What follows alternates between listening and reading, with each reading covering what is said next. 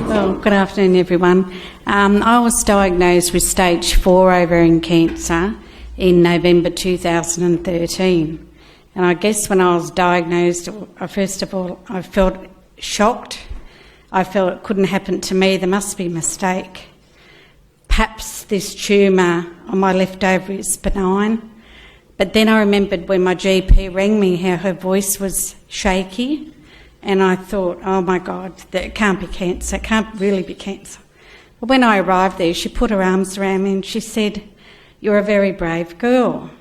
And I said, "Why? It's not cancer, is it?" And she said, "Most certainly it is." She said, "But I need you to have some more tests done." So the cancer had spread to my left ovary, to the liver, which I had nodules on, and I had cancer cells on my lung. The lung was filled with 1.5 litres of fluid. This fluid was removed by syringing out prior to surgery. I had surgery to remove both ovaries.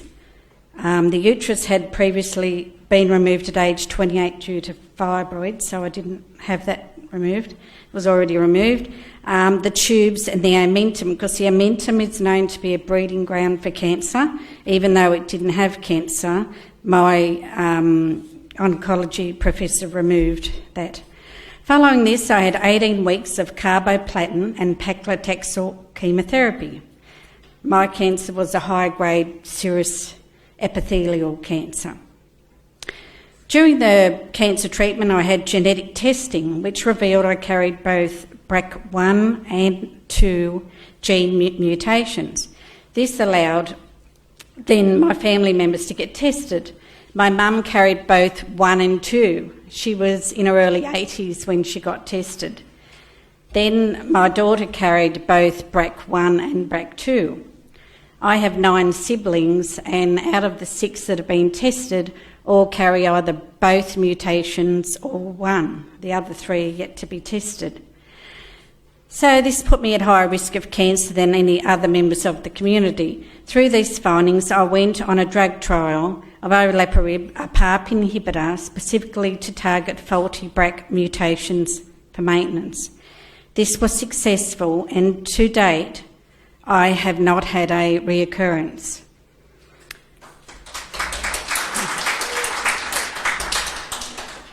Ovarian cancer is a scary disease. It has a much lower survival rate than breast cancer and is the most underfunded.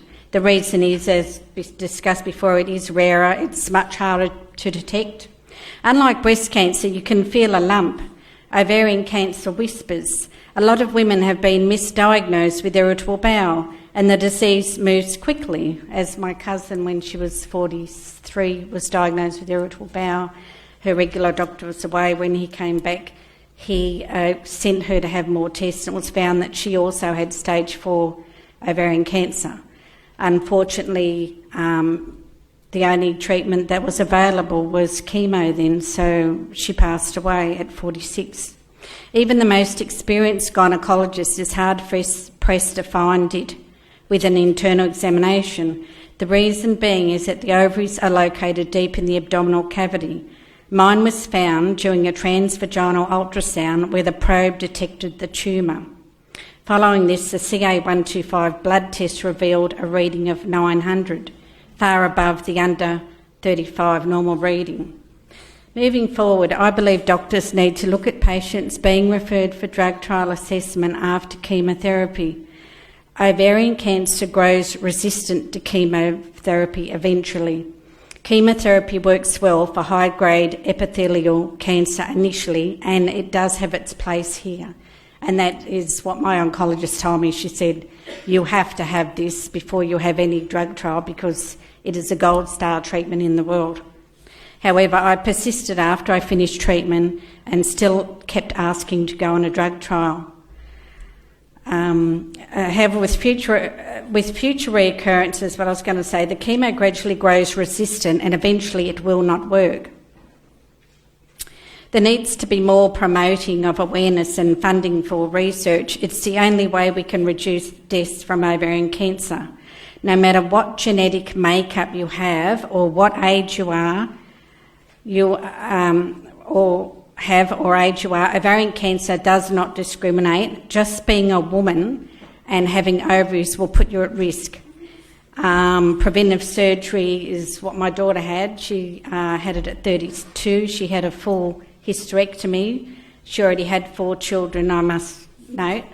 She had a full hysterectomy. Since then, she's had a double mastectomy, double reconstruction, and her anxiety levels was so high that there's no other way she could just not have that preventive surgery. That was her choice. It's a personal choice. Some people choose to just monitor. But in hindsight, if I had have known I had these BRCA genes way back then, I would have got my ovaries and tubes out straight away. So that's basically all I want to say, just to be, the symptoms, as we all know, tummy bloating, frequent urination, fatigue, feeling full after a small meal, pain with sexual intercourse, change of bowel habits, weight changes, go up and down. I found I lost a lot of weight initially, and it felt like my metabolism was working overtime, and my body was eating itself like I was starving, but it didn't matter what I ate, I was still losing weight. That's how it affected me. Some people put on weight. Everybody's an individual. So I guess that sort of brings me to the end of my story. I don't want to hold everybody up, but if anybody wants to ask a question, I'm happy.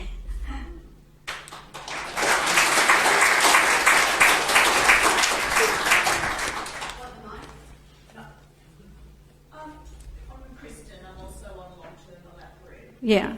Or placebo, but in fact that's 5 years probably suggests I'm not. Yeah.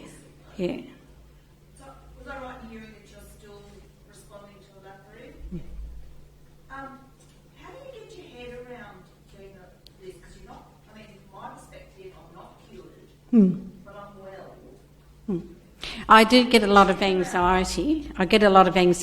And I take a drug called Ativan, and that actually helps me to cope. And I have seen the psychologist in the past, and if need be, I'll go back again.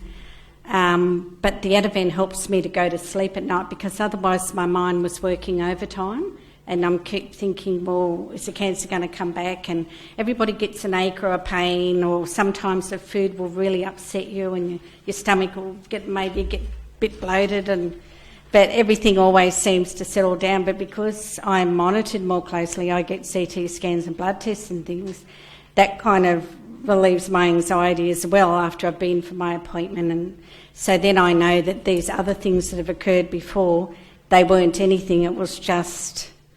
the thing is, I had irritable bowel when I finished having my children, so I still get that as well, and that mimics ovarian cancer, the same...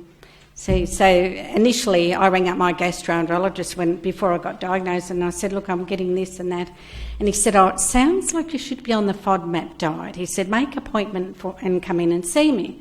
But in the meantime, when I was putting on my police uniform, because I was a police officer, my stomach was like I was about 4 months pregnant. I was trying to pull it in, and I thought, what's going on here? Because it was all kind of, hard and go in. And I thought, there's more to this. And then I was thinking about my cousin that had ovarian cancer. And so I asked my doctor, my GP, could I please get a scan? So that's when I went and had the scan. And the lady actually said to me, this is important for everybody, she was just going to do a normal scan on the tummy. And then she said, oh, look, I can do a transvaginal one. And I said, what's that? And she said, oh, that's where you put the probe in and you can see the ovaries, blah, blah, blah. And I was a bit embarrassed because I hadn't been to a gynaecologist for many years or had to worry about that sort of thing. And I said, oh, look, I don't know about that. I've never had that done before. And I thought, that sounds a bit invasive. And then she said, well, please yourself, it's up to you. And then I thought, no, I better get it checked, because what if it is something to do with those ovaries? And then when I got down off the couch, I said, so did you find anything? And she said, oh, look, I'm not permitted to tell you that. You have to speak to your doctor. And just her attitude and the way she said it, I thought, oh my gosh, like what's going on here? And then it turned out to be that I had the tumour on the left ovary, and it had kind of jumped around to the liver and into the lung. So it was pretty scary, and they actually, when I went to have the last test done, they left the report in, so I got it out and I read it, and I absolutely bawled my eyes out, and the doctor said, if you're having trouble breathing, go straight to the hospital. And I had trouble breathing, but I was too scared to say anything, like I was frightened. And then I said to my husband, take me straight to the hospital. So I went straight to the Sand Hospital where my professor works, broke down into tears, and the nurse said, look, don't worry, dear, maybe they've caught it in time. Then when they took me into the bed, the nurse, being the Seventh-day Adventist Hospital, is preparing me for the afterlife. And I'm thinking, this is it. And I said to my husband, if the kids ring up, just say I'm just getting a checkup or whatever. Then by the time my gynaecologist came in, the professor, he looked at my scans, he sat on the bed and he held my hand and he said, now this is what I'm going to do. I'm going to take out your ovaries and your tubes and your omentum. And he said, you'll need to go to have the fluid drained off prior to surgery out of your lung, because there was actually cancer cells in that fluid. So then I just laid there and he said, have you got any questions? And I said, yes. I said, am I going to go into remission? And he said, yeah, of course you will. And I said, well, how long kind of before it'll come back? And he said, well, I couldn't really say that, it could be 2 years or whatever. And just when he told me that, I thought, oh my God, I'm not going to die tomorrow, I'm going to live for 2 years, yay! And like, here I am, 5 going on to 6 years, and I feel how blessed I've been.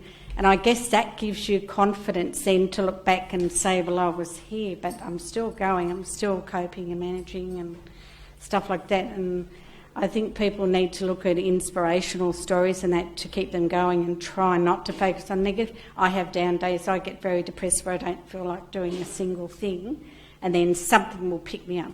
But I do a lot of things to distract me. I'm heavily involved with theatre.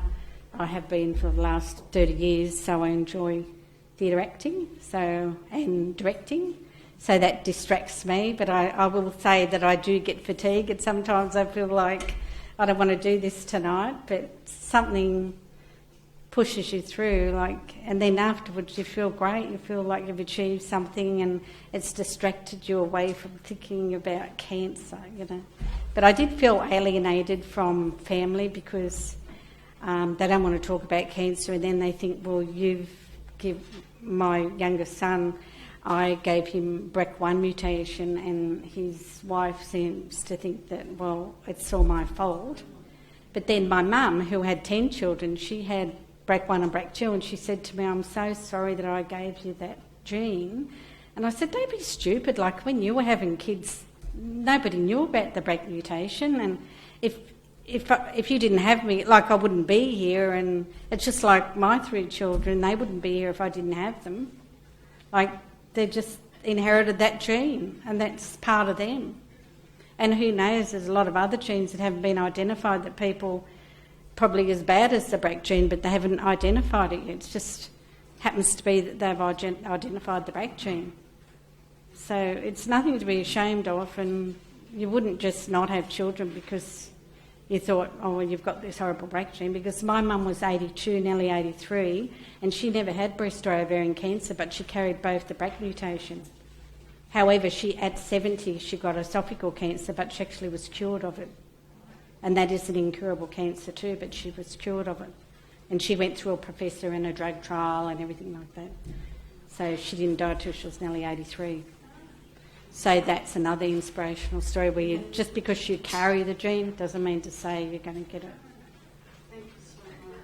Thank you so much.